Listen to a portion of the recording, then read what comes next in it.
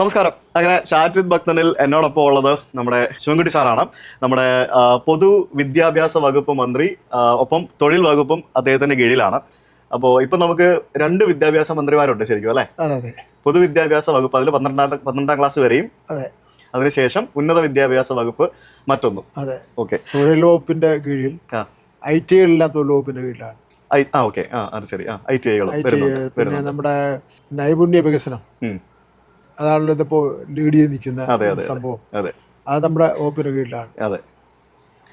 അപ്പോൾ അതുകൊണ്ട് വിദ്യാർത്ഥികളും തൊഴിലും ഒക്കെ നമ്മൾ കൈകാര്യം ചെയ്യേണ്ട ഒരു അവസ്ഥയുള്ളത് ഉണ്ട്. Okay, fine.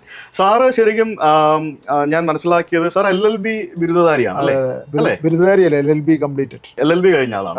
Okay, very good.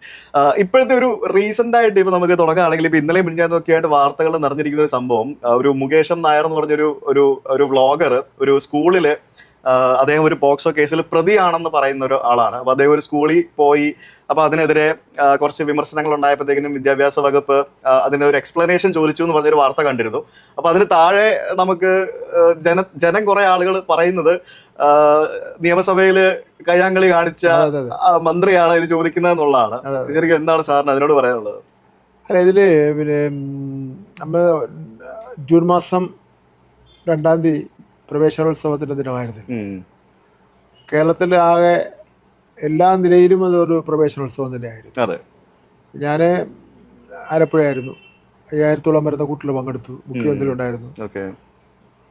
കേരളത്തിലെമ്പാടും വിശിഷ്ട വ്യക്തിത്വങ്ങളെ ക്ഷണിച്ചിരുന്നു. കുട്ടികൾക്ക് മാതൃകാപരമായുള്ള വ്യക്തിത്വങ്ങളെ ക്ഷണിച്ചിരുന്നു. അതായത് അതിൻ്റെ ഒരു പശ്ചാത്തലം. അപ്പോൾ ഇത് ചെറിയൊരു സ്കൂളാണ്, എയ്ഡഡ് മാനേജ്മെന്റ് സ്കൂളാണ്. മാധ്യമങ്ങളിലൂടെയാണ് ഞാൻ അറിയുന്നത് ഇങ്ങനെ ഒരു വ്യക്തിയാണ് പങ്കെടുത്തിരിക്കുന്നത് എന്നുള്ളത്. എനിക്ക് അദ്ദേഹത്തെ അറിയില്ല. സ്വാഭാവികമായിട്ട് പത്രക്കാർ ചോദിക്കുമല്ലോ, എന്താ വിദ്യാഭ്യാസ സംബന്ധ ഈ കാര്യത്തിലുള്ള അഭിപ്രായം. എനിക്ക് ആ അഭിപ്രായത്തിന് പിന്നെ ആ നടന്ന കാര്യം തെറ്റാണെന്ന് മാത്രമല്ല എനിക്ക് പറയാൻ വേണ്ടി പറ്റുള്ളൂ. അപ്പം ഞാൻ സ്വാഭാവികമായിട്ട് ഒരു അന്വേഷണത്തിന് ഉത്തരവിട്ടു. ഒരു ഗവൺമെൻറ്റിൻ്റെ വിദ്യാഭ്യാസ വകുപ്പിലെ ഉയർന്ന ഉദ്യോഗസ്ഥൻ അന്വേഷണം നടത്തി അതിൻ്റെ റിപ്പോർട്ട് നൽകിയിട്ടുണ്ട്. അതും പിന്നെ നിയമസഭയിൽ നടന്ന കയ്യാങ്കളി തമ്മിൽ യാതൊരു ബന്ധവുമില്ല. നിയമസഭയിൽ ഒരു നിലപാടിൻ്റെ അടിസ്ഥാനത്തിൽ ചെയ്തിട്ടുള്ള കാര്യം സംഭവിച്ചില്ല. അങ്ങനെ സംഭവിച്ചു. അങ്ങനെ നമ്മുടെ ഞങ്ങളെല്ലാം ഉടുപ്പ് ഉടയാതെയും വേർക്കാതെയും രാഷ്ട്രീയ പ്രവർത്തനം നടന്നവരല്ല. അപ്പോൾ അതുകൊണ്ട് ഞങ്ങൾ ഒരു നിലപാടെടുത്തു. ആ നിലപാടിൽ ഉറച്ചു നിന്നു. ചിലപ്പോൾ അതിൽ ശരിയെന്ന് പറയുന്നവരുണ്ടാവും, തെറ്റെന്ന് പറയുന്നവരുണ്ടാവും. പക്ഷെ അതും ഈ കേസ് തമ്മിൽ വ്യത്യാസമുണ്ട്. എന്ന് മാത്രമല്ല, നമ്മൾ കോവളത്തുള്ള സ്റ്റേഷനിൽ കേസ് നിൽക്കുകയാണ്. ഇതൊരു കോടതി വിധിയൊന്നും ആയിട്ടില്ല. അയാളെ കുറ്റക്കാരനാണെന്നോ അല്ലെന്നൊന്നും അത്രയേ ഉള്ളൂ. അപ്പോൾ പിന്നെ ഞങ്ങളിപ്പോൾ 70ഓളം വരുന്ന കേസുകൾ വിദ്യാഭ്യാസ വകുപ്പിൽ പിടിച്ചിട്ടുണ്ട്. അതിൽ 12 വരെ ഞാൻ വന്നതിന് ശേഷം പിരിച്ചുവിട്ടിട്ടുണ്ട്. 12 വരെ പിരിച്ചുവിട്ടു ജോലിയിൽ നിന്ന്. സസ്പെൻഷൻ അല്ലല്ല, പിരിച്ചുവിട്ടു 12 വരെ. പത്രങ്ങളിലൊക്കെ തന്നെ പിന്നെ ഞാൻ തന്നെ പറഞ്ഞു, ഒരു ഹൈ പ്രാധാന്യത്തോടുകൂടി കൊടുക്കേണ്ട കാര്യമില്ല. കാരണം നമുക്ക് തന്നെ ക്ഷീണമല്ലേ, നാണക്കേടാണ് എന്ന്. അപ്പോൾ അതാണ് നമ്മുടെ ഒരു സംസ്കാരം എന്ന് പറയുന്നത്. നമ്മൾ വിദ്യാഭ്യാസം എന്ന് പറയുമ്പോഴത്തേക്കിനും നമ്മൾ വീട്ടിൽ നിന്നും തുടങ്ങും. ഈ പറഞ്ഞ പോലെ ചെറു സ്കൂളുകളിൽ നിന്നും തുടങ്ങും. ചെറുപ്പം മുതൽ നമ്മൾ നമ്മുടെ കുട്ടികളെ വാർത്തെടുത്ത് ഒരു നല്ല പൗരനാക്കി മാറ്റുന്നതിൻ്റെ വലിയൊരു ഉത്തരവാദിത്വം നമ്മുടെ ചെറിയ സ്കൂളുകളിലാണ്. പ്രത്യേകിച്ച് അംഗൻവാടി മുതൽ തുടങ്ങുന്ന ഒരു കാര്യമാണ്. ആ കുട്ടികളെ നല്ല കാര്യങ്ങൾ പഠിപ്പിക്കുക, നല്ല സംഭവങ്ങൾ ചെയ്യുക എന്നൊക്കെ ഉള്ളത്. നമ്മുടെ നാട്ടിൽ പ്രത്യേകിച്ച് ഞാൻ വിദേശങ്ങളൊക്കെ യാത്ര ചെയ്യുമ്പോഴത്തേക്കിനും നമ്മൾ ധാരാളമായിട്ട് കാണുന്നത് അവിടുത്തെ സ്കൂളുകളിലൊക്കെ അവർ ഈ പാഠ്യപദ്ധതി എന്നുള്ളതിലുപരിയായിട്ട്, അതായത് പഠിപ്പിക്കുക എന്നുള്ള സംഭവത്തിലുപരിയായിട്ട് പൊതുസ്ഥലങ്ങളിൽ എങ്ങനെ ബിഹേവ് ചെയ്യണം, ഈ പറഞ്ഞ പോലെ ഒരു ഒരു കക്കൂസിൽ പോയി കഴിഞ്ഞാൽ എങ്ങനെ വൃത്തിയായി അത് ഉപയോഗിക്കണം, എങ്ങനെ വൃത്തിയായി ശൗചാലയം ഉപയോഗിക്കണം. അതായത് നമ്മൾ പോയിട്ട് കാര്യം സാധിച്ച് തിരിച്ചു വരുമ്പോൾ അടുത്ത ആൾക്ക് വീണ്ടും അത് ഉപയോഗിക്കാനുള്ളതാണ്. അപ്പൊ അങ്ങനെയുള്ള കുറച്ച് കാര്യങ്ങൾ. പിന്നെ നമ്മൾ പബ്ലിക്കിനിടയിൽ ഇറങ്ങി നിൽക്കുമ്പോൾ നമ്മൾ എങ്ങനെ അച്ചടക്കം പാലിക്കണം, പിന്നെ സംസാരം, പിന്നെ അതുപോലെയുള്ള പല പല കാര്യങ്ങൾ, ഫാക്ടേഴ്സ്. സിവിക് സെൻസ് നമുക്ക് പറയാം. ഈ സിവിക് സെൻസ് ഇപ്പം ഞാൻ നമ്മുടെ പല സ്കൂളുകളുടെ ഇപ്പോഴത്തെ അവസ്ഥ എനിക്കറിയില്ല. എനിക്ക് പണ്ടത്തെ ഒരു അവസ്ഥയിൽ നമ്മുടെയൊക്കെ ബാത്റൂമുകളൊക്കെ വളരെ മോശമായിരുന്നു. ഇപ്പോഴത്തെ അവസ്ഥ ഞാനിപ്പോൾ സ്കൂളിൽ പഠിച്ചിട്ട് ഇറങ്ങിയിട്ട് കുറേ നാളായില്ലേ. പക്ഷേ പല സ്കൂളുകളുടെയും ബാത്റൂമുകളുടെ അവസ്ഥയൊക്കെ വളരെ മോശമായിരുന്നു. അപ്പോൾ അത് നമുക്ക് ഇതൊക്കെ ശരിക്കും ഈ സിവിക് സെൻസ് പഠിപ്പിക്കുക എന്ന് പറയുന്നത് ഈ ലൈംഗിക വിദ്യാഭ്യാസം കൊടുക്കുന്ന പോലെ തന്നെ ഒരു പ്രാധാന്യമായിട്ടുള്ളൊരു കാര്യമല്ലേ? അതിനെന്താണ് ഇപ്പം വിദ്യാഭ്യാസ വകുപ്പിന്റെ കീഴിൽ നിന്നും നിങ്ങളുടെ ഒരു ഇനിഷ്യേറ്റീവ്? ഇപ്രാവശ്യം ഞങ്ങൾ നോൺ അക്കാഡമിക് വിഷയങ്ങളിലാണ് മുൻതൂക്കം കൊടുക്കുന്നതിനായിട്ട് തീരുമാനിച്ചിട്ടുള്ളത്. ശരി. നോൺ അക്കാഡമിക് ഇഷ്യൂസ് എന്ന് പറയുമ്പോൾ ഏതാണ്ട് 5000 കോടി രൂപയുടെ നിർമ്മാണ പ്രവർത്തനങ്ങൾ കേരളത്തിലാകെ നടന്നു കഴിഞ്ഞു. സ്കൂളിൽ ഇന്ത്യയിൽ ഒരു സംസ്ഥാനത്തും ഈ രൂപത്തിലുള്ള നിർമ്മാണ പ്രവർത്തനം നടന്നാണില്ല. എയർ കണ്ടീഷൻ ഉള്ള ക്ലാസ് സ്കൂള്, ലിഫ്റ്റുള്ള സ്കൂള്, അങ്ങെല്ലാം ചെറിയ പ്രായമാണ്. എൻ്റെ പ്രായത്തിലുള്ളവരെ സംബന്ധിച്ചിടത്തോളം അതൊന്നും ചിന്തിക്കാൻ പോലും പറ്റില്ല. അതായത് ഞാൻ പഠിച്ച സ്കൂള് ചെറുവയ്ക്കൽ ഗവൺമെൻറ് LPS എന്നാണ് എൻ്റെ പേര്. ഞാൻ അന്ന് പഠിച്ചപ്പോൾ പിന്നെ ഒരു ഷീറ്റിട്ട സ്ഥലമായിരുന്നു. ഞാൻ മന്ത്രിയായ ശേഷമാണ് ഇപ്പോൾ 3 കോടി രൂപ അവർക്ക് കൊടുത്ത് പുതിയൊരു അമ്പരചുംബിയ കെട്ടിടം കെട്ടുകയാണ്. അപ്പോൾ അക്കാഡമിക്കായിട്ട് അങ്ങനെ ഒരു വലിയ മാറ്റം നമ്മളെ കേരളത്തിൽ വന്നിട്ടുണ്ട്. പണ്ടാണെങ്കിൽ വെയിലത്തും പ്രശ്നം, മഴയത്തും പ്രശ്നം എന്നുള്ള സംഗതിയാണ്. ഞങ്ങളിപ്പോൾ പ്ലാൻ ചെയ്തേക്കുന്നത് സ്കൂൾ തുറന്ന ആദ്യത്തെ 2 ആഴ്ച കാലം പാഠപുസ്തകം പഠനമില്ല. കണ്ടായിരുന്നു. ഈ പറഞ്ഞ വിഷയങ്ങൾ അടക്കം ഉൾപ്പെട്ട ലഹരിക്കെതിരായിട്ട് സിവിക് സെൻസ് എന്താണെന്ന്, അതുപോലെ ട്രാഫിക് റൂൾസ് എന്താണെന്ന്, നമ്മുടെ സുഹൃത്തുക്കളോട് എങ്ങനെ പെരുമാറണം, അധ്യാപനോട് എങ്ങനെ പെരുമാറണം, ഒരു പബ്ലിക് പിന്നെ പ്ലേസിൽ ചെന്ന് കഴിഞ്ഞാൽ എങ്ങനെ പെരുമാറണം, അത് പറ്റില്ല അങ്ങനെ പെരുമാറണം. ഇത്തരത്തിലൊരു 14 ഇനം സെലക്ട് ചെയ്തിട്ടുണ്ട്. ഈ 14 ഇനത്തിലുള്ള കാര്യങ്ങൾ പഠിപ്പിക്കുന്നതിന് വേണ്ടിയുള്ള ടീച്ചർമാർക്ക് ആവശ്യമുള്ള മോഡ്യൂളും തയ്യാറാക്കിയിട്ടുണ്ട്. അപ്പോൾ അതിപ്പോൾ പുതിയ സംരംഭമാണ്. അത് എല്ലായിടത്തും വിജയിക്കില്ലെന്ന് പറയാൻ പറ്റില്ല. എന്ന് മാത്രമല്ല, 1-ാം ക്ലാസ്സിൽ അടുത്ത വർഷം മുതൽ പരീക്ഷ വേണോ വേണ്ടതെന്ന് ആലോചിച്ചുകൊണ്ടിരിക്കുക. വേണ്ടെന്നുള്ള അഭിപ്രായമാണ് അതിനെന്തൊക്കെ വിമർശനം കേൾക്കും? അത് വിമർശനം വന്നാലും കുഴപ്പമില്ല. കാരണം വെച്ചാൽ 1-ാം ക്ലാസ്സിൽ വരുന്ന നമ്മുടെ മക്കളെ അവൻ കളിച്ച് ആടി പാടി അടിയെല്ലാം കൂടി അവൻ്റെ ഒരു നല്ല ഇതായിട്ട് ഉള്ള ഒരു അന്തരീക്ഷത്തിലാണ്. മറ്റേ വന്ന് ചെന്ന് കയറിയോണ്ട് തന്നെ ഈ പാഠപുസ്തകം പഠിപ്പിക്കുകയും ചെയ്ത പ്രശ്നമാണ്. ഇപ്പം ഞങ്ങളുടെ ഈ SSK എന്ന് പറഞ്ഞ സ്ഥാപനത്തിൻ്റെ കീഴിൽ ഞങ്ങൾ പിന്നെ കേരളത്തിൽ എമ്പാടും കൂടാരം എന്ന് പറയുന്ന ഭരണകൂടാരം എന്ന് പറയുന്ന ഒരു സംവിധാനം ഏർപ്പെടുത്തിയിട്ടുണ്ട്. ആ ഭരണകൂടാരത്തിന് വെച്ചാൽ ആ ഭരണകൂടാരത്തിൽ ഒരു ദിവസമായിട്ട് വരുന്ന കുട്ടി പിന്നെ ദിവസം അവിടെ വരണമെന്ന് പറയും. അപ്പം അങ്ങനെ പുതിയ നമ്മൾ ഇന്ന് ലോകത്തെമ്പാടും കാണുന്ന ഏറ്റവും നല്ല വിദ്യാഭ്യാസ സ്ഥാപനങ്ങൾ നടത്തുന്ന പോലെ ഉള്ള ഒരു സംഗതിയിലേക്കാണ് നമ്മൾ പോകുന്നത്. മറ്റൊന്ന് അതോടൊപ്പം തന്നെ പരീക്ഷയുടെ അക്കാഡമിക് നിലവാരം മെച്ചപ്പെടുത്തുന്നതിന് വേണ്ടി നമ്മുടെ നിങ്ങൾ ഏത് വർഷം SSLC പരീക്ഷ? 2004 ഓൾ പ്രൊമോഷൻ ആയിരുന്നോ? അല്ല. സബ്ജക്റ്റ് മിനിമം വാങ്ങിയിരിക്കും. ഇപ്രാവശ്യമാണെങ്കിൽ സബ്ജക്റ്റ് മിനിമം വേണ്ട.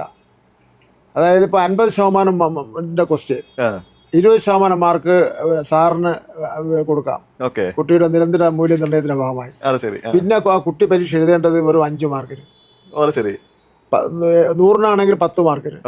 ഞാൻ വന്ന ശേഷം ഞങ്ങൾ കൂട്ടായി ആലോചിച്ച് മുഖ്യമന്ത്രിയുടെ നിർദ്ദേശപ്രകാരം നമ്മുടെ കുട്ടികൾ ഈ ഇന്ത്യയിലും ലോകത്തും എവിടെ ചെന്ന് കഴിഞ്ഞാലും അവർ നമ്പർ 1 ആയിട്ട് നിൽക്കണമല്ലോ. അപ്പോൾ അതിന് അക്കാഡമിക്കായിട്ട് മുന്നോട്ട് പോകേണ്ടതായിട്ടുണ്ട്. അതുകൊണ്ട് ഞങ്ങൾ ഇപ്പോൾ മിനിമം മാർക്ക് കഴിഞ്ഞ പ്രാവശ്യം 8-ാം ക്ലാസ് നടപ്പിലാക്കി. കുറേ കുട്ടികൾ തോറ്റു. അവരെ വീണ്ടും പഠിപ്പിച്ച ശേഷം അവർ വീണ്ടും പരീക്ഷ എഴുതിപ്പിച്ചു. അവർ ജയിച്ച് അടുത്ത ക്ലാസ്സിലേക്ക് പോയി. അങ്ങനെ ഈ പ്രാവശ്യം 9 മുതൽ 5-ാം ക്ലാസ് വരെ നടപ്പിലാക്കിയാണ്. മറ്റൊരു കാര്യം വെച്ചാൽ ഈ നമ്മളെല്ലാം പഠിച്ചിരുന്ന കാലഘട്ടത്തിൽ സ്പോർട്സിന് ഒരു മണിക്കൂർ ഉണ്ടായിരുന്നു, 1 അവർ ഉണ്ടായിരുന്നു, ഡ്രിൽ പീരീഡ് എന്ന് പറയാൻ. അതെ. പിന്നെ ഡ്രോയിങ് ഒരു മാഷ് ഉണ്ടായിരുന്നു. ഞാൻ പഠിക്കുമ്പോൾ സ്കൗട്ട്സും NCC ഉണ്ടായിരുന്നു. അതൊക്കെ ഇപ്പോഴും ഉണ്ട്. സ്കൗട്ട് ഇപ്പോഴും ഉണ്ട്. സ്കൗട്ട് ഇപ്പോൾ ഉണ്ട്, NCC ഉണ്ട്. കാര്യം പറയുമ്പോൾ ഞാൻ എൻ്റെ പഴയ ഒരു ഓർമ്മ പുതുക്കാനായിട്ട് ഞാൻ കുറച്ച് മുമ്പ് സ്കൗട്ട്സിന്റെ നമ്മുടെ ഹെഡ്ക്വാർട്ടേഴ്സിലൊന്ന് പോയി. സത്യം പറഞ്ഞാൽ ഞാൻ അവിടെ 9-ാം ക്ലാസ്സിൽ പഠിക്കുമ്പോൾ ഞാൻ രാഷ്ട്രപതി അവാർഡ് നേടിയ ഒരു സ്കൗട്ടാണ്. അതെ, ഞാൻ വളരെ ആക്റ്റീവായിരുന്നു. ഞാൻ ഇവിടെ 9ാം ക്ലാസ്സിൽ 10 ദിവസം ഞാൻ ഇവിടെ രാജ്യപുരസ്കാറിന്റെ ക്യാമ്പിന് വന്നിട്ടുണ്ട്. അപ്പൊ അതിന്റെ ഒരു ഓർമ്മ പുതുക്കാൻ വേണ്ടിയാണ് പുരസ്കാരന് നമ്മള് ഇത് പിന്നെ മാർക്ക് കൊടുക്കുന്നുണ്ട്. അതെ, മാർക്ക് കൊടുക്കുന്നുണ്ട്. എനിക്ക് 60 മാർക്ക് കിട്ടിയിട്ടുണ്ട് 10ാം ക്ലാസ്സിൽ. അതെ, ഇപ്പം അന്ന് 30ഉം 60 മാർക്കായിരുന്നു.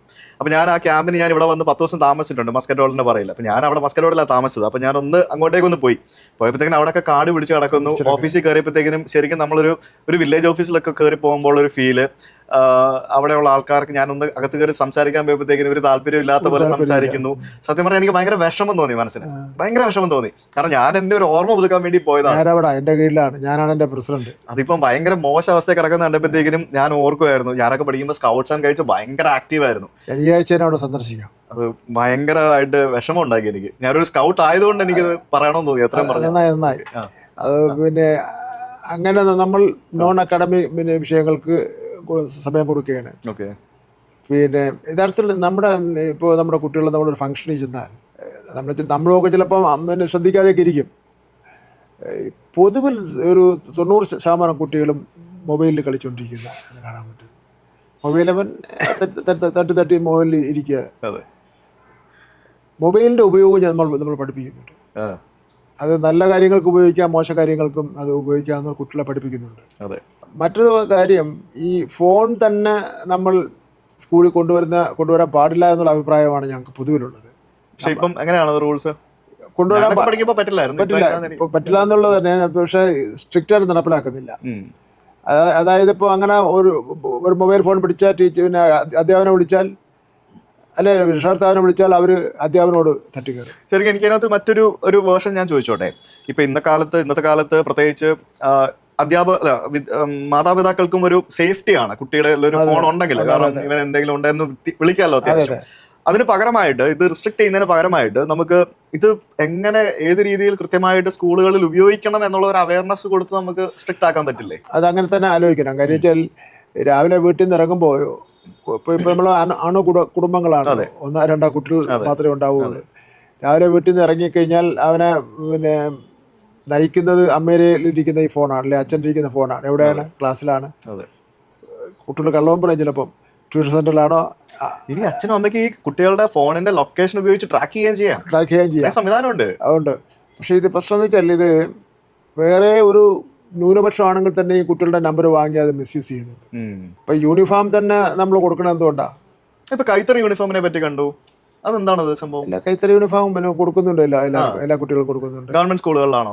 ഗവൺമെന്റ് സ്കൂളിലും കൊടുക്കുന്നുണ്ട്. മറ്റേ എയ്ഡഡ് മാനേജ്മെന്റിന് അതിന്റെ പൈസ കൊടുക്കുന്നുണ്ട്. അത് ശരി. ഓക്കെ. നമുക്ക് പാഠോത്സവം സൗജന്യമാണ്. ഉച്ചഭക്ഷണം ഉണ്ട്, പ്രഭാത ഭക്ഷണം ഉണ്ട്. ഈ ഉച്ചഭക്ഷണം എല്ലാവർക്കും കൊടുക്കുന്നുണ്ട്? ഇപ്പൊ ഞാൻ പഠിക്കുമ്പോൾ സെലക്ടഡ് ആളുകൾക്ക് മാത്രമായിരുന്നു. ഇപ്പൊ എല്ലാവർക്കും കൊടുക്കുന്നുണ്ട്. എല്ലാവരും കഴിക്കും. ആണല്ലേ? നല്ല ഫുഡാണല്ലോ, നാട്ടുകാരെല്ലാം കൂടെ. പണ്ടും അടിപൊളി ഫുഡായിരുന്നു. അതെ, മോർണിംഗ് ഫുഡാണ്. മോർണിംഗ് ഫുഡ് കൊണ്ട് ഇപ്പോ രാവിലെ സാർ മറ്റേ അംഗൻവാടി കേസിൽ ബിരിയാണി പ്രശ്നത്തിലേക്കാണ് ആ ഒരു വിഷയത്തിലേക്ക് ഇടപെട്ടത്. ഭയങ്കര ബിരിയാണി വേണമെന്നൊക്കെ പറഞ്ഞു. ഓക്കെ. അപ്പൊ ഉച്ചഭക്ഷണം എല്ലാവർക്കും ഉണ്ട്. അത് ശരി. ഓക്കെ. നമ്മൾ അതിനേക്കാൾ ഏറ്റവും പ്രധാനപ്പെട്ട ഒരു കാര്യം നമ്മൾ നാട്ടുകാരെല്ലാം അറിഞ്ഞിരിക്കേണ്ടത്, 1,92,000 വരുന്ന അധ്യാപകരുണ്ട്. ഓക്കെ. അവർക്ക് മുഴുവൻ നമ്മൾ ഒരാഴ്ചക്കാലം നീണ്ടു നിൽക്കുന്ന ക്ലാസ് കൊടുത്തിട്ടുണ്ട്. ശരി. പാഠപുസ്തകം എന്ന് പറയുന്നത് ഇപ്പോൾ പഴയതുപോലെ 10 വർഷത്തിലൊരിക്കൽ പുതുക്കേണ്ട കാര്യമല്ല. ഓരോ മണിക്കൂറിലും മാറിക്കൊണ്ടിരിക്കുകയാണ് ലോകം. നമ്മളിപ്പോൾ സംസാരിക്കുന്ന കാര്യമല്ല നമ്മൾ 1 മണിക്കൂർ കഴിയുമ്പോൾ വരാമെന്ന്. അപ്പം അതുകൊണ്ട് ഇപ്പോൾ 10 വർഷത്തിന് ശേഷമാണ് നമ്മൾ 1 മുതൽ 10 വരെയുള്ള പാഠപുസ്തകങ്ങൾ പുതുക്കി ഇറക്കി. 3 കോടി പാഠപുസ്തകങ്ങളാണ് സമയത്ത് പ്രിന്റ് ചെയ്തത്. സ്കൂൾ തുറക്കുന്നതിന് മുമ്പ് കുട്ടികളെ ഈ പാഠപുസ്തകം എത്തിച്ചു. ഓക്കെ. സാധാരണയിൽ പരീക്ഷയൊക്കെ കുട്ടികൾ ഫോട്ടോസ്റ്റാറ്റ് എടുത്താണ് എഴുതിക്കൊണ്ടിരുന്നത്. ഓക്കെ. നമ്മൾ ഈ പാഠപുസ്തകത്തിന്റെ അതേപോലെ തന്നെ അക്കാഡമിക്സിന്റെ കാര്യം പറഞ്ഞപ്പോൾ നിലവിൽ ഇപ്പം കമ്പ്യൂട്ടർ വന്നപ്പോൾ നമ്മളെല്ലാവരും കമ്പ്യൂട്ടർ പഠിപ്പിച്ചു തുടങ്ങി. കമ്പ്യൂട്ടറിന്റെ മാറ്റങ്ങൾ വന്നു. ഇപ്പൊ ആർട്ടിഫിഷ്യൽ ഇന്റലിജൻസിന്റെ കാലഘട്ടമാണ് ഈ അങ്ങോട്ട്. AI. ഈ AI എന്ന് പറയുന്നത് ശരിക്കും സ്കൂളിൽ നിന്ന് തന്നെ ഒരു ട്രെയിനിങ് കൊടുത്ത് തുടങ്ങാനുള്ള ഒരു സംഭവം തന്നെയാണ് ബേസിക്കലി AI ഉപയോഗിക്കുക എന്നുള്ളത്.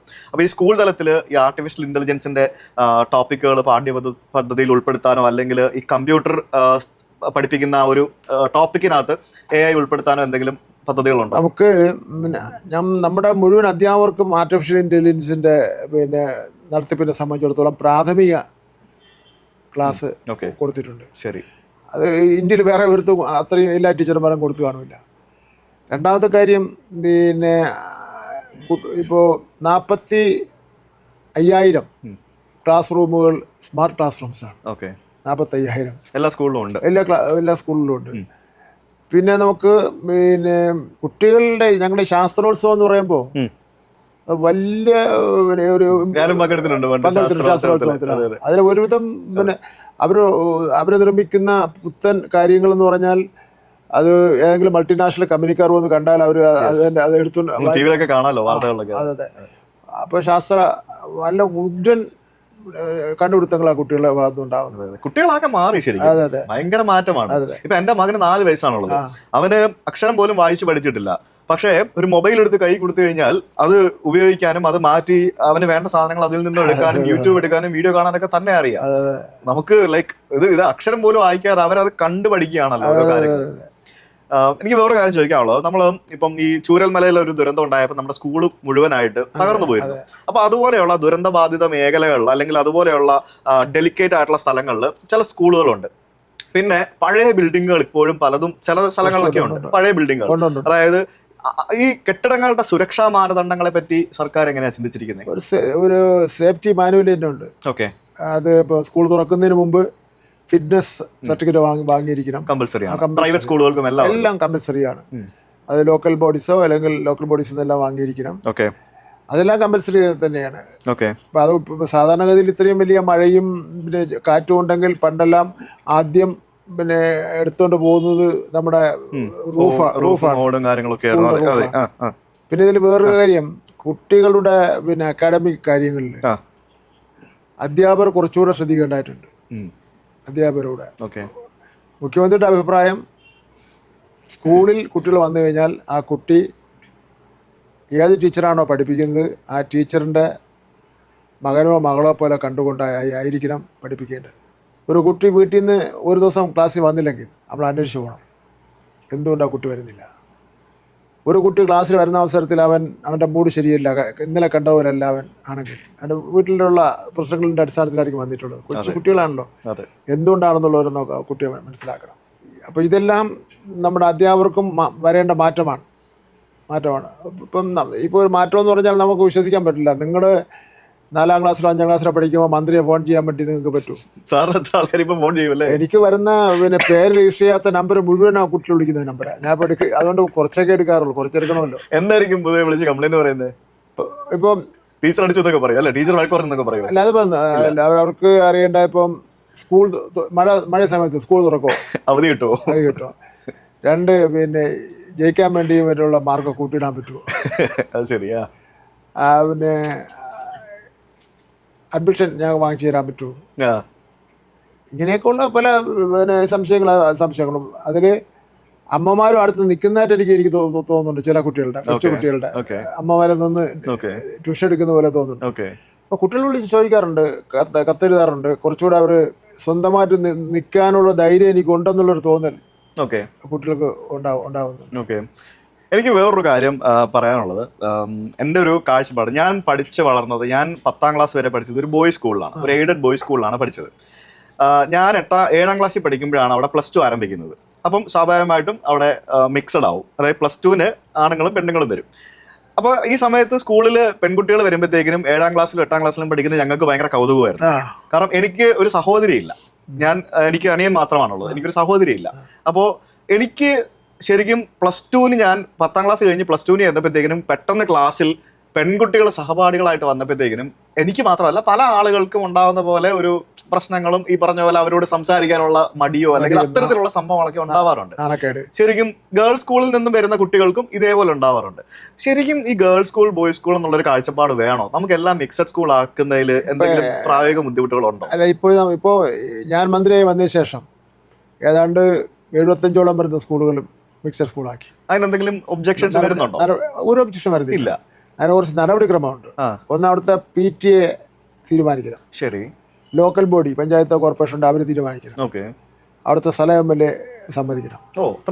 അത്രയുണ്ട്.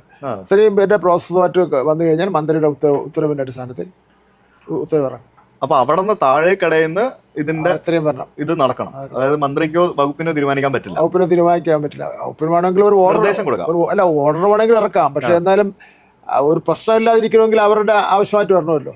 ഓക്കെ. ശരിക്കും അങ്ങനെ അങ്ങനെയൊക്കെ വരികയാണെങ്കിൽ എനിക്ക് തോന്നുന്നു ചെറുപ്പം മുതൽ ഈ അങ്ങോട്ടും ഇങ്ങോട്ടും ഇടപഴകി ശീലിച്ച് അതാണ് ഭയങ്കര ഒരു ആൺ പെൺ വേർതിരിവ് എന്ന് പറയുന്ന ഒരു സംഭവം ഒഴിവാവില്ലേ? ട്രിവാൻഡ്രത്തിന് SME സ്കൂള് അങ്ങനെ പല സ്കൂളുകളും മാറിയിട്ടുണ്ട്. ഓക്കെ. നമ്മൾ ഈ കുട്ടികൾക്ക് നിയമപഠനം കൊടുക്കാറുണ്ടോ സ്കൂളുകളിൽ? നിയമപഠനം നമ്മളിപ്പോ ഇതിന്റെ ഭാഗമായിട്ട് ബേസിക് ആയിട്ട് 14 ദിവസം കൊടുക്കുന്നുണ്ട്, അതിൽ വരുന്നുണ്ട്. ഓക്കെ. ചെറിയ തോതിൽ.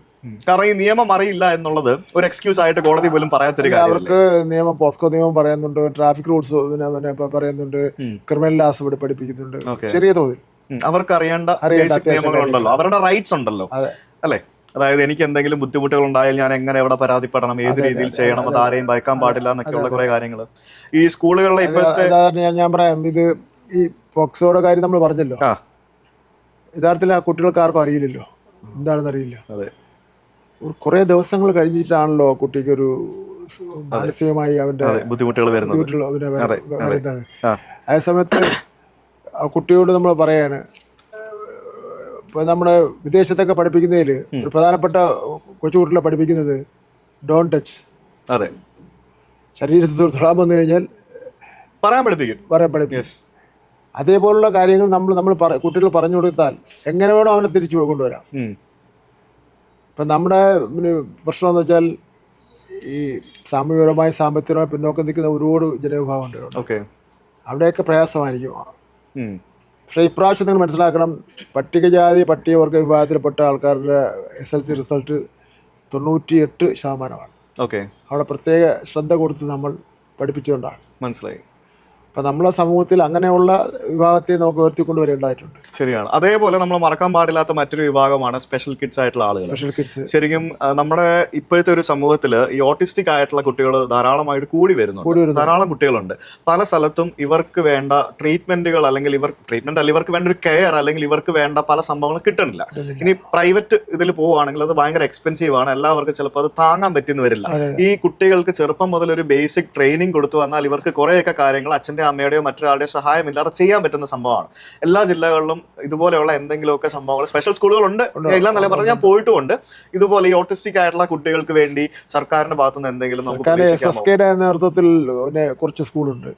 പിന്നെ ബാക്കിയുള്ള എല്ലാം പ്രൈവറ്റ് മേഖലയിലാണ്. അത് താങ്ങുന്നില്ല സാധാരണക്കാർക്ക്. പക്ഷേ നമ്മൾ ഫൈനാൻഷ്യൽ എയ്ഡ് കൊടുക്കുന്നുണ്ട്, സാമ്പത്തികപരമായി അവരെ സഹായിക്കുന്നുണ്ട്. സർക്കാരിന് അങ്ങനെ എന്തെങ്കിലും പദ്ധതി ഉണ്ടോ ഇതുപോലെയുള്ള സ്പെഷ്യൽ കുട്ടികൾക്ക്? 55 കോടി രൂപ ഈ വർഷം കൊടുത്തു. പക്ഷെ യഥാർത്ഥത്തിൽ നമുക്ക് പിന്നെ ഇപ്പോഴും കെട്ടിയ പുതിയ സ്കൂളുകളിൽ ഈ ഭിന്നശേഷി സൗഹൃദമാണ്. ശരി. എനിക്ക് കുറേ കത്ത് വന്നു. കുട്ടികളുടെ കത്ത് വന്നതെന്ന് വെച്ചാൽ, ഞങ്ങൾക്ക് ഈ പുസ്തകത്തിൻ്റെ വെയിറ്റ് കൂടുതലാണ്, 3ാമത്തെ നിലയിലാണ് ഞങ്ങളുടെ ക്ലാസ്, കയറി പോയാൽ തിരിച്ചിറങ്ങി വരുമ്പോൾ ഞങ്ങൾ വീട്ടിൽ ചെന്നാൽ ഭയങ്കര വേദനയാണ് നട്ടില്, അതുകൊണ്ട് ഒരു ലിഫ്റ്റ് വേണം, ലിഫ്റ്റിൽ പുസ്തകങ്ങളെല്ലാം കയറി പോട്ടെ, ഞങ്ങൾ നടന്ന് കയറി പോയിക്കോളാം. അപ്പം അങ്ങനെ അതൊരു ഡയറക്ഷൻ നമ്മൾ കൊടുത്തിട്ടുണ്ട്. ലിഫ്റ്റ് വയ്ക്കാൻ വേണ്ടി പറ്റുന്ന സ്ഥലത്തെല്ലാം വെച്ചിട്ടുണ്ട് ലിഫ്റ്റ്. നമ്മുടെ ഈ മുൻപ് അത്യാവശ്യം ഒരു നല്ല വൃത്തിയുള്ള പെയിന്റ് അടിച്ച സ്കൂൾ എന്നൊക്കെ പറയുമ്പോഴും അൺഎയ്ഡഡ് ആണ്. വലിയ കാശ് കൊടുത്തേ നമുക്ക് അവിടെ ചേർന്ന് പഠിക്കാൻ വേണ്ടി പറ്റുള്ളൂ. അതുകൊണ്ട് കൊഴിച്ചിലുണ്ടാവും. പക്ഷെ കൊഴിച്ചിലിൻ്റെ കാര്യത്തിൽ 0 ഉള്ളത് കേരളം മാത്രമാണ്. ഒരു കുട്ടിയും കൊഴിഞ്ഞു പോകുന്നില്ല. 1ാം ക്ലാസ്സിൽ പഠിച്ചാൽ അവൻ അങ്ങനെ ഏതെങ്കിലും നിലയിൽ കൊണ്ട് എത്തുന്ന നിലയിൽ പോവുകയാണ്. പിന്നെ ഒരു കാര്യം ഇതിലുള്ളതെന്ന് വെച്ചാൽ, ഈ ജനങ്ങൾക്ക് വളരെ താല്പര്യമാണ്. എല്ലാവരും വീട്ടിൽ നിന്നും ഒരു കുട്ടി ഉണ്ടാവുമല്ലോ, ഏതെങ്കിലും ഒരു വിദ്യാഭ്യാസ സ്ഥാപനം. ശരിക്കും ഇതുപോലെയുള്ള ഈ സ്പെഷ്യൽ കിഡ്സിന് പകരം ഈ ഓട്ടിസ്റ്റിക് ആയിട്ടുള്ള കുട്ടികൾക്കും കൂടെ എന്തെങ്കിലും ഒക്കെ അവരെയാണ് നമ്മൾ സഹായിക്കേണ്ടത്. ഏറ്റവും കൂടുതൽ നമ്മളവിടെ അവരെ ചെന്ന് കണ്ടാൽ ആ കുട്ടികൾ കാണിക്കുന്ന വികൃതി ഉണ്ടല്ലോ, കുട്ടികൾ കാണിക്കുന്ന നമുക്ക് താങ്ങാൻ പറ്റില്ല. നമുക്ക് അങ്ങനെ ഒരാളെ നമ്മുടെ കുടുംബത്തിൽ വരുമ്പോഴേ നമുക്ക് അതിന്റെ വിഷമം മനസ്സിലാവും. സത്യം പറഞ്ഞാൽ എനിക്ക് പല ആളുകളെ പേഴ്സണലി അറിയാവുന്നവരുണ്ട്. ഞാൻ ഇത്തരം സ്ഥാപനങ്ങളുടെ ചടങ്ങിന് ഒരുപാട് പോകുന്നതാണല്ലോ. ചിലപ്പോഴൊക്കെ ഇരുന്ന് എനിക്ക് തന്നെ കണ്ണീര് വരും. അത്ര നിലയിൽ അമ്മയുടെ മടി കിടന്നുകൊണ്ട് അങ്ങോട്ട് ചാട്ടം ഇങ്ങോട്ട് ചാട്ടം എന്തൊക്കെയാ കാണുന്നത്. നമ്മൾ ഈ SPC ഇപ്പം സ്കൂളുകളിൽ വളരെയധികം പോപ്പുലർ ആണല്ലോ. പണ്ട് ഞാൻ പഠിക്കുമ്പോൾ SPC ആയിട്ടില്ല. ഞാൻ പഠിക്കുമ്പോഴൊക്കെ NCC ഉണ്ടായിരുന്നു, ചില സ്കൂളുകളിൽ പിന്നെ സ്കൗട്ട്സും ആയിരുന്നു. SPC ഇപ്പോൾ വളരെയധികം പോപ്പുലർ ആയിട്ടുണ്ട്. ഈ SPCയുടെ ഫർദർ എന്തെങ്കിലും ലൈക്ക് അപ്ഡേഷൻസ് ഉണ്ടോ പുതിയതായിട്ട്? അങ്ങനെ അപ്ഡേഷൻസിനെ പറ്റി ആലോചിച്ചിട്ടില്ല, ആലോചിക്കേണ്ടതാണ്. കാരണം അവരുടെ ഗാർഡ് ഓഫ് ഓണറും ഒക്കെ നമ്മൾ സ്ഥിരം വാങ്ങുന്നതാണല്ലോ. ഓക്കെ. എല്ലാം നല്ല പോലീസിനേക്കാൾ ബെറ്റർ ആയിട്ട് അതെ. കുട്ടികൾ ചെയ്യുക. ഓക്കെ. പിന്നെ നമ്മുടെ മുഖ്യമന്ത്രിക്ക് പിന്നെ ഇത്രയും വകുപ്പുണ്ടെങ്കിലും കുട്ടികളുടെ ഈ വകുപ്പിനോട് ഭയങ്കര താല്പര്യമാണ്. ഓക്കെ. ഏത് ഫംഗ്ഷനും വരും കുട്ടികളുടെ. ഇന്നലെ പ്രൊഫഷണൽ ഉണ്ടായിരുന്ന കുട്ടികൾക്കെല്ലാം ബാഗ് എടുത്ത് കൊടുത്ത്, പിന്നെ എല്ലാവർക്കും ഷേക്ക് ഹാൻഡ് കൊടുത്ത്, അങ്ങനെ എൻ്റെ വകുപ്പിനെ സംബന്ധിച്ചിടത്തോളം അങ്ങനെ ഒരു ഹെൽപ്പും കൂടെ കിട്ടുന്നുണ്ട്. മനസ്സിലായി. ഞാൻ ധാരാളം യാത്രകൾ ചെയ്യുന്ന ഒരാളാണ്. ചെറുപ്പത്തിലൊക്കെ ഈ പറഞ്ഞ പോലെ യാത്രകൾ ചെയ്യാനായിട്ട് സ്കൂളുകളിൽ നിന്ന് നമുക്ക് കിട്ടുന്ന അവസരങ്ങൾ എന്ന് പറയുന്നത് ഈ വിനോദയാത്രകളാണ്. എക്സ്കർഷൻ എന്ന് പറയുന്നത്. എക്സ്കർഷൻസ്, വിനോദയാത്രകൾ, അല്ലെങ്കിൽ സ്റ്റഡി ടൂർ എന്നൊക്കെ പറഞ്ഞു കൊണ്ടുപോകും. ഞാൻ ആ സമയത്തും ലൈക്ക് നമ്മൾ കാണുന്നൊരു കാഴ്ചയാണ്, നിരന്തരമായിട്ട് വിനോദയാത്രയ്ക്ക് പോകാനായിട്ട് സാമ്പത്തികമായിട്ട് പൈസ ഇല്ലാത്ത കുട്ടികളൊക്കെ ഉണ്ട്. അങ്ങനെയുള്ള കുട്ടികൾക്ക് നിങ്ങളുടെ ഭാഗത്തു നിന്നുള്ള ഒരു സഹായം നമ്മളൊരു ഓർഡർ കൊടുത്തിട്ടുണ്ട്. അതെ, കണ്ടു എന്ന് പറഞ്ഞത് വളരെ സന്തോഷം. അങ്ങനെ ഒരു ക്ലാസ്സിൽ നിന്ന് ഒരു കുട്ടിയെ കൊണ്ടുപോകണം, ഒരു എക്സ്കർഷൻ പോകണമെങ്കിൽ മുഴുവൻ കുട്ടികളെയും കൊണ്ടുപോകണം, അല്ലെങ്കിൽ പോകണ്ടെന്ന് പറഞ്ഞിട്ടുണ്ട്. അതെ, അത് വളരെ നല്ലൊരു തീരുമാനമായിരുന്നു. കാരണം അങ്ങനെ പോകാൻ ബുദ്ധിമുട്ടുള്ളവർക്ക് അന്ന് ആ സമയത്ത് ഉണ്ടാകുന്ന ഒരു വിഷമമുണ്ട്. അയ്യോ, ഭയങ്കര വിഷമമായിരിക്കും, ഭയങ്കര വിഷമമായിരിക്കും. മറ്റു കുട്ടികളെല്ലാം അങ്ങ് പോകുമ്പോൾ ഇവർ മാത്രം ഇങ്ങനെ എങ്ങനായി നിൽക്കുമോ, അത് വളരെ സംഗതിയായിരിക്കും. എനിക്കിനി അവസാനമായിട്ടൊരു കാര്യം കൂടെ ചോദിക്കാനുണ്ട്. നമ്മുടെ ലഹരി ഉപയോഗം അതാണല്ലോ ഇപ്പോഴത്തെ ഏറ്റവും വലിയൊരു പ്രശ്നം. സമൂഹത്തിൽ കുട്ടികൾ മുതൽ ലഹരി ഉപയോഗിക്കുന്നു എന്നാണ് പറയുന്നത്. കുട്ടികൾ ഉപയോഗിക്കുന്നതിലുപരിയായിട്ട് കുട്ടികളെ കാരിയേഴ്സ് ആയിട്ട് ഉപയോഗപ്പെടുത്തുന്നു എന്നൊക്കെയാണ് പറയുന്നത്. അപ്പോൾ ഇതിന്റെ ഈ ഒരു ലഹരി ഉപഭോഗത്തിന് എന്താണ് വളരെ കർശനമായിട്ട് ചെയ്യുന്നത്? എല്ലാ ഡിപ്പാർട്ട്മെന്റും രംഗത്തിറങ്ങിയിരിക്കുകയാണ്. മുഖ്യമന്ത്രിയുടെ നേതൃത്വത്തിൽ സകല ഡിപ്പാർട്ട്മെന്റും രംഗത്തിറങ്ങിയിരിക്കുന്നു. വിദ്യാഭ്യാസ വകുപ്പ് ഇതിന് ഒരു പ്രോഗ്രാം തന്നെ തയ്യാറാക്കിയിട്ടുണ്ട്. അത് ലഹരി ഉപയോഗം തടയുക, ലഹരിക്കെതിരായിട്ടുള്ള ക്യാമ്പയിൻ നടത്തുക, ലഹരി എന്താണെന്ന് പഠിപ്പിക്കുക, ലഹരി ആരെങ്കിലും കൊണ്ട് തന്നു കഴിഞ്ഞാൽ അത് വാങ്ങാതിരിക്കുക, മുട്ടായി പോലും പരിചയമില്ലാത്ത തന്നാൽ വാങ്ങാൻ പാടില്ല, എക്സൈസ് ഉദ്യോഗസ്ഥന്മാർ മുഴുവൻ കടകളിലും റെയ്ഡ് ചെയ്യുക, അങ്ങനെ നമുക്കറിയാവുന്ന മുഴുവൻ കാര്യങ്ങളും ചെയ്യുകയാണ്. അപ്പോൾ അതിപ്പോൾ ഇപ്പം വരവ് കുറഞ്ഞിട്ടുണ്ട്. മറ്റേ ദിവസവും ഒരു 8-10 പേരെങ്കിലും പിടിച്ചു എന്ന് പറഞ്ഞു, കോടിക്കണക്കിന് രൂപയുടെ സാധനം പിടിച്ചു എന്ന് പറഞ്ഞു വരും. അപ്പോൾ വരവ് കുറഞ്ഞിട്ടുണ്ട്. എങ്കിലും നമുക്ക് വളരെ ജാഗ്രതയോടുകൂടി പോകേണ്ടതായിട്ടുണ്ട്. അതിന് ഒറ്റക്കെട്ടായി പിന്നെ എല്ലാ ജനങ്ങളും രംഗത്ത് വന്നിട്ടുണ്ട്. നമ്മുടെ കുട്ടികൾ പിന്നെ അതിൽ പെട്ടവരെല്ലാം ഒരുപാട് കഷ്ടത അനുഭവിച്ച കുട്ടികളാണ്. അപ്പോൾ ഒരു ഘട്ടം കഴിഞ്ഞ് കഴിഞ്ഞാൽ പിന്നെ അവൻ എന്ത് ചെയ്യണമെന്ന് അവനെ അറിയില്ലല്ലോ. അപ്പോൾ അതുകൊണ്ട് ഈ പിന്നെ നിങ്ങളുടെ പ്രേക്ഷകർ ഒരുപാടുണ്ടെന്ന് എനിക്കറിയാം. അവരുടെ എല്ലാം പിന്തുണയും സഹായവും ഈ ലഹരി വിരുദ്ധ പ്രവർത്തനങ്ങൾക്ക് വാക്കുകൊണ്ടും നോട്ടം കൊണ്ടും ഉണ്ടാവട്ടെ എന്ന് ആഗ്രഹിച്ചുകൊണ്ട് ഇങ്ങനെ ഒരു അവസരം നൽകിയതിന് നന്ദി രേഖപ്പെടുത്തുന്നു. നമുക്ക് വീണ്ടും കാണാം. തീർച്ചയായും സന്തോഷം. എല്ലാവിധ ആശംസകളും. Thank you.